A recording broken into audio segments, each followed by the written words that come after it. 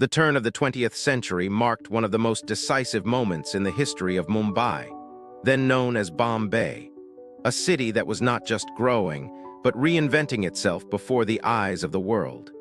By the early 1900s, under the consolidated rule of the Imperio Britannico, the city was no longer just a relevant port settlement. It had become one of the main commercial centers on the planet, directly connecting India to global maritime routes. What made Bombay so strategic was not only its privileged geographic location on India's west coast, but its ability to absorb and transform external influences into an extremely dynamic urban ecosystem.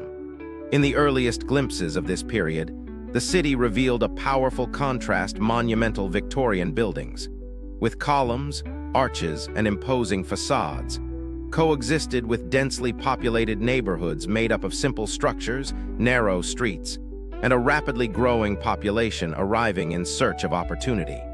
This contrast was not just visual, but structural. On one side, the British colonial elite consolidated its power through large-scale infrastructure projects. On the other, millions of Indians began occupying every available space, creating an urban expansion that grew faster than any planning could keep up with. Bombay's port was the beating heart of this transformation. Ships loaded with cotton, spices, and raw materials arrived and departed constantly, connecting the city to markets across Europe, Africa, and Asia. Each vessel that docked reinforced Bombay's position as one of the main commercial hubs of the British Empire, making it an essential piece in the global economic machinery of the time. This intense port activity demanded rapid modernization of infrastructure.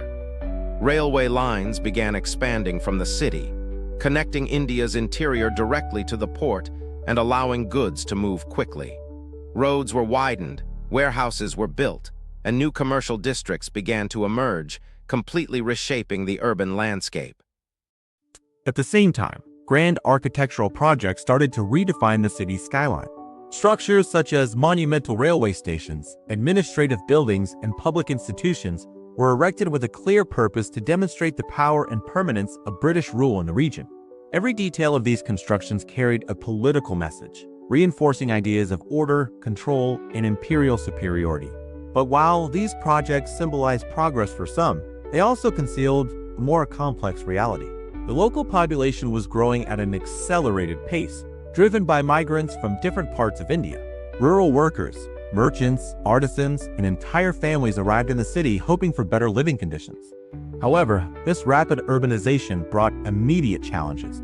Population density increased uncontrollably, entire neighborhoods expanded without adequate infrastructure, and sanitation problems began to emerge with increasing frequency. The streets of Bombay became more crowded by the day. Carriages shared space with pedestrians, merchants occupied sidewalks, and open-air markets multiplied across different areas of the city. The constant sound of commercial activity, combined with a continuous flow of people, created a vibrant but chaotic atmosphere. Even so, there was a clear sense of transformation underway. Bombay was not just a city growing, it was a city being shaped by global, economic, and political forces all at once. This transformation created a constant tension between tradition and modernity. While British influence introduced new urban and cultural standards, the local population maintained its practices, religions, and forms of social organization. This cultural clash did not result in replacement but in overlap, forming a unique urban identity that was beginning to take shape. At this point, the city already showed clear signs that its growth would not be temporary. Everything pointed to Bombay positioning itself as one of the great metropolises of the future. A point of convergence between East and West, tradition and modernity, wealth and inequality. This initial scenario establishes the foundation for understanding not only what Bombay was in 1900, but what it was about to become in the decades that followed. As the 20th century progressed, Mumbai intensified its growth at an almost uncontrollable pace, driven by economic forces that placed it at the center of an unprecedented transformation. The textile sector emerged as the main engine of this expansion, consolidating Bombay as the largest industrial hub in India at that time. Large factories appeared across different parts of the city, especially in central districts, where tall chimneys released constant smoke, visually marking the presence of a new industrial era. This growth was not just internal.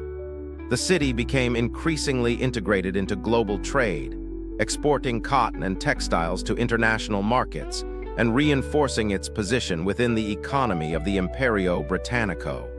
As a result, foreign capital flowed into Bombay, financing new industries, infrastructure, and commercial ventures. But this economic progress came with an inevitable consequence: mass migration. Thousands of people left rural areas every month, drawn by job opportunities in factories and at the port. The city began to grow not only in scale, but in density. Entire neighborhoods expanded both vertically and horizontally, often without any proper urban planning. The result was an increasingly congested urban environment, where the physical growth of the city could not keep pace with its population. Living conditions for many of these workers were extremely poor. Improvised housing emerged near industrial areas, forming the early cores of what would later be recognized as large, densely populated urban settlements. These spaces were characterized by a lack of sanitation, inadequate ventilation, and limited access to clean water, creating an environment prone to public health issues. At the same time, the city displayed an increasingly sharp contrast. While workers lived in harsh conditions, the commercial and administrative elite prospered. Certain areas of Bombay began to transform into sophisticated centers, with modern commercial buildings, social clubs, and spaces that reflected a European lifestyle. This duality, extreme wealth coexisting with intense poverty, became one of the most defining characteristics of the city. Urban infrastructure continued to expand in an attempt to keep up with this reality. New railway lines were inaugurated, allowing thousands of workers to commute daily between different parts of the city. Electric trams began to circulate, connecting commercial and residential areas. The port system also underwent constant improvements, increasing its cargo capacity and further consolidating Bombay's strategic importance. However, this progress did not eliminate structural challenges. Urban congestion became increasingly evident. Narrow streets were overtaken by crowds, vehicles, and commercial activity simultaneously. Urban space became contested, and the city began operating in a constant state of overload. This ongoing pressure on infrastructure created an environment where any crisis could have amplified effects, and those crises did not take long to emerge. High population density, combined with poor sanitation conditions, significantly increased the risk of epidemic outbreaks. At the same time, growing social inequality fueled tensions that began to manifest more visibly. Labor strikes emerged in response to factory conditions, while social movements started gaining traction among different segments of the population. Even in the face of these challenges, the city did not slow down. On the contrary, Bombay seemed to operate in a constant state of expansion, as if every problem generated a new layer of development. This dynamic created an extremely complex urban environment, where progress and crisis coexisted continuously. What was being consolidated at this stage was not just a large city, but a metropolis in formation, shaped by global economic forces, internal social pressures, and a population growing at an accelerated rate. Bombay could no longer be seen as just an important colonial city. It was beginning to assume the role of one of the main urban centers of the developing world, a place where the future of modern urbanization was being tested in real time. As the early 20th century advanced, Mumbai began to reveal the deeper consequences of its accelerated growth, entering a phase marked by social tensions, public health crises, and political transformations that would definitively shape its future. What once seemed like pure economic expansion was now becoming a landscape of increasing instability. One of the most impactful events of this period was the recurrence of epidemics, especially the bubonic plague, which had devastated the city in the late 19th century and continued to directly influence its urban organization in the early 1900s. High population density, combined with poor sanitation in many areas, created an ideal environment for the spread of disease. Colonial authorities were forced to act, implementing strict sanitary control measures that included forced inspections, removal of residents, and the demolition of areas considered unsanitary.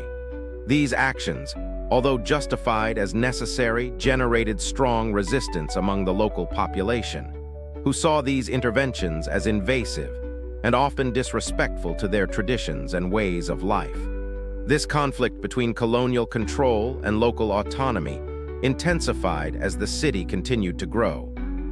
At the same time, a silent movement began gaining strength across the streets and institutions of Bombay, the rise of Indian nationalism. Intellectuals, community leaders, and workers began openly questioning British presence and the impact of its policies on the local population. As an economic and cultural center, the city also became a hub for political organization. Meetings, debates, and demonstrations became increasingly frequent, turning Bombay into one of the epicenters of political awakening in India. This atmosphere of political energy was fueled by a deeply unequal social reality. Factory workers faced long hours, low wages, and harsh working conditions, leading to a series of organized strikes and protests. These movements were not only economic, but also political, reflecting a growing collective awareness of rights, identity, and autonomy. Meanwhile, the city continued to transform physically. New urban areas emerged, older regions were restructured, and infrastructure was constantly adjusted to meet the demands of a growing population. However, these improvements were not distributed equally. More privileged areas received significant investment, while densely populated regions remained neglected, perpetuating cycles of inequality. This environment of intense contrasts economic growth, health crises, social tension, and political awakening defined Bombay in the early 20th century as a city in profound transition. It was no longer just a commercial center of the Imperio Britannico, but a space where local forces were beginning to challenge the established order, laying the groundwork for structural changes that would intensify in the decades ahead. Over the course of the 20th century, these transformations would lead to the consolidation of Bombay as one of the largest urban centers in the world, eventually known as Mumbai, a city that still carries the marks of this intense formative period. Its global importance would continue to grow, becoming one of the main financial, cultural, and industrial hubs of modern India. The legacy of this early period remains visible in its architecture, in its urban organization, and above all, in its multifaceted identity, a city shaped by conflict, adaptation, and a continuous ability to reinvent itself under the pressures of time.